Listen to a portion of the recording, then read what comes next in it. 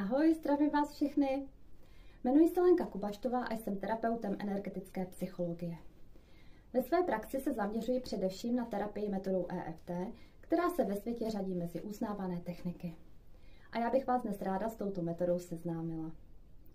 EFT je zkratka z anglického Emotional Freedom Techniques, čili technika emoční svobody, kterou v 70. letech minulého století vyvinul doktor Roger Callahan a poté ji zjednodušil inženýr Gary Craig do takové podoby, jakou známe dodnes. Jedná se o kombinaci psychologie a čínské medicíny. Jistě všichni známe akupunkturu, akupresuru a EFT využívá taping neboli poklep. Původně byla tato metoda používaná pouze pro léčbu psychických potíží, ale jak se později ukázalo, tak v průběhu terapie anebo bezprostředně po ní docházelo i k ústupu potíží fyzických. A proto se EFT začalo stále více používat komplexně pro léčbu psychosomatiky. Mezi nejčastější fyzické potíže můžeme řadit chronické bolesti a chronické nemoci. Například bolesti hlavy, bolesti zad či pohybového aparátu, bolesti velkých kloubů, artritidy, psoriáza, astma, různé druhy autoimunitních onemocnění, včetně kožních problémů či alergií. EFT dále řeší problémy s otěhotněním nebo závislosti, závislost na alkoholu, na cigaretách, ale i na vztahu, anebo na jídle, čili redukce váhy. Mezi nejčastější psychické potíže řadíme různé strachy, traumata, úzkosti, panické ataky, agorafobie, různé negativní emoce, jako jsou pocity vzteku, lítosti, pocity viny. Pokud se nám některé situace nebo myšlenky vracejí stále dokola a nedokážeme se jich zbavit, nebo problémy ve vztazích a v sexu. Metoda EFT je velice vhodná i u dětí. Natočila jsem video s názvem EFT a děti, nebo tak nějak se to jmenuje. Pokud vás zajímá, jak pracuji s dětmi, můžete se na to video podívat. U dětí nejčastěji řešíme strachy, problémy ve škole, noční pomočování, noční děsy, šikanu, zadrhávání, koktání, tiky anebo trému. EFT lze tedy použít komplexně na psychosomatické potíže. A jak to EFT vlastně funguje? V každém lidském těle nám probíhá soustava meridiánových drah a v nich proudí energie. A právě porucha na těchto drahách, takzvaná perturbace, čili porucha v proudění toku energie, nám způsobuje problémy fyzické anebo psychické. Tyto poruchy jsou nejčastěji způsobeny různými traumaty, zážitky a negativními zkušenostmi v našem životě. O tom, že energie v lidském těle proudí, není pochyb, neboť v lidském těle nalezneme částice elektrické, toho využívá defibrilace, při zástavě srdce je nám přiložený defibrilátor, spuštěním elektrického výboje srdce naskočí. Mezi medicínské vyšetřovací metody založené na principu elektrických částic dále využíváme EEG, EMG, magnetická rezonance zase využívá částic magnetických. Máme tedy v lidském těle elektřinu, máme tam magnet, máme tam obrovský podíl vody a minerálů, sodík, draslík, vápník, železo, fluor a další. A všechny tyto částice a tyto procesy vedou jistý druh energie a ta proudí právě v meridiánových drahách. Meridiánových drah a jejich bodů využívá i čínská medicína, akupunktura, akupresura a rovněž i energetická psychologie. Stimulací těchto bodů dochází k harmonizaci toku energie v meridiánech a tím k odstranění či ústupu našich psychických a fyzických potíží. Inženýr Gary Craig zjistil, že poklepem na tyto dráhy a opakováním negativních frází se tělo dokáže odblokovat a nastolí rovnováhu a tak dochází k ústupu potíží a k trvalému účinku. Už při samotné terapii klient zpravidla cítí, že se něco pozitivně změnilo a že se mu ulevilo. EFT pracuje s emocemi, ale i s fyzickými projevy emocí na našem těle. A dokáže tyto potíže zneutralizovat. A jakmile je naše emoce nebo problém neutrální, přestanou dělat v našem životě paseku. A jak vzniká porucha v energetickém systému? Já vám to vysvětlím na jednoduchém příkladu. Dokážete si vybavit, co jste měli v pondělí k obědu? Většina z vás zřejmě ne, protože tam není žádný emoční náboj, nic špatného se nepřihodilo. Ale kdyby vám dal na tom obědě šéf padáka, tak byste tam měli negativní vzpomínku a k ní i negativní emoci. A kdybyste k tomu ještě všemu jedli salát z tuňáka, tak to si pište, že byste si ten salát hodně dlouho nedali. A hned tu máme nějakou poruchu v energetickém systému. Kdyby naopak vás na tom obědě požádal partner o ruku, tak bude vzpomínka i emoce pozitivní. A jak docílíme toho, aby docházelo k neutralizaci těch emocí? Opět vám to vysvětlím na jednoduchém příkladu. Kdybyste viděli v televizi ve zprávách, že dům zasypal živé lidi, tak vám jistě projedou nějaké emoce. Lítost nad těmi lidmi a nad jejich rodinami. Bezmoc, že jim nedokážete pomoci. Strach, aby je stihli z těch trosek zavčas vytáhnout. Ale za hodinu už si na to ani nevzpomenete. A pokud si na to vzpomenete, tak vám je opět projedou ty též emoce. Ale pak si vesele žijete dál. Pak žádná porucha v našem systému není.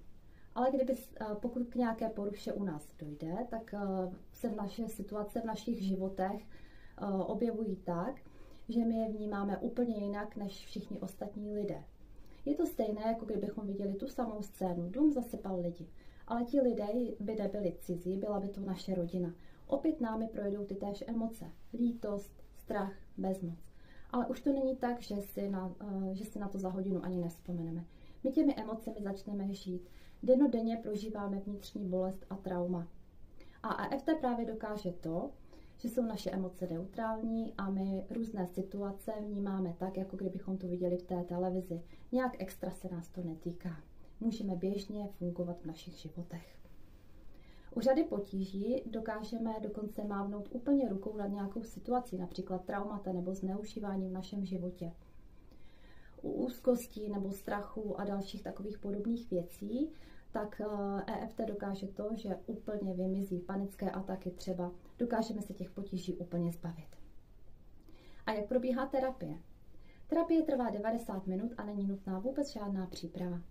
Pouze pokud pracuji s klientem online, tak jsem ráda, když si dopředu nastuduje meridianové body, na které se poklepává.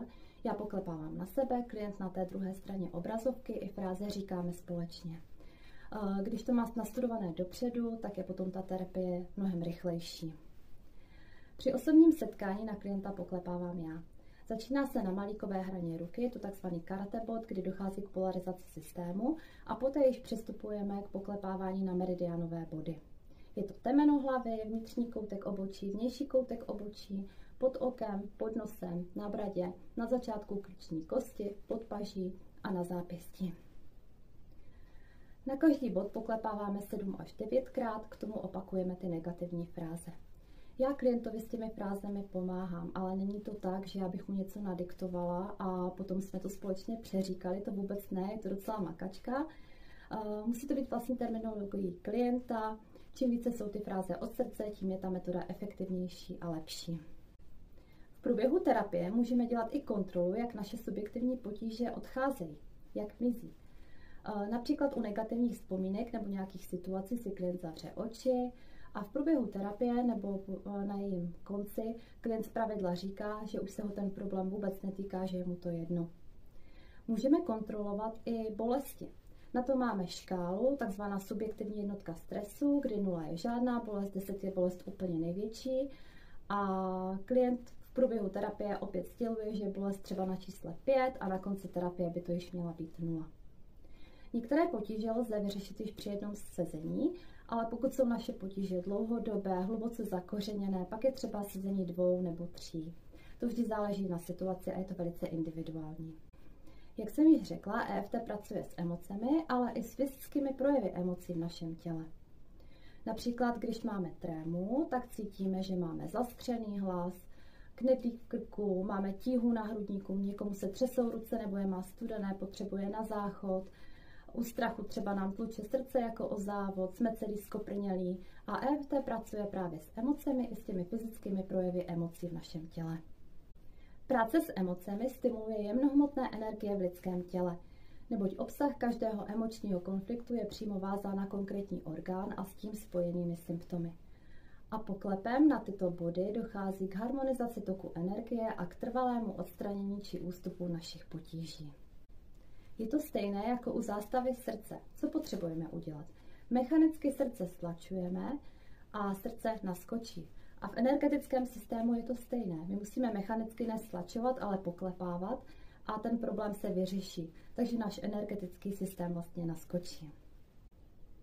K terapii EFT se můžou používat i různé doplňkové metody. Je to práce s vizualizací, afirmací, metoda volby, reiki nebo hypnóza. Já tyto metody spíše nepoužívám, pouze metodu volby, tu zařazuji při každé terapii ale když se nám terapie nějakým způsobem nehýbe, zařazuji body, které jsem zde neuváděla, jsou to taková nástavba, anebo právě tyto doplňkové metody k EFT. Na svých webových stránkách www.eftterapeut.cz mám zdroje a odkazy na různé studie, které se věnují validitě účinku EFT na lidské tělo. Pokud by vás to zajímalo, můžete se podívat. Tak a to je ode mě dneska všechno. Já vám děkuji za pozornost. Pokud se vám video líbilo, tak vás prosím, abyste mi dali palec nahoru. A jinak vám děkuji a přeji hezký den. Naschledanou.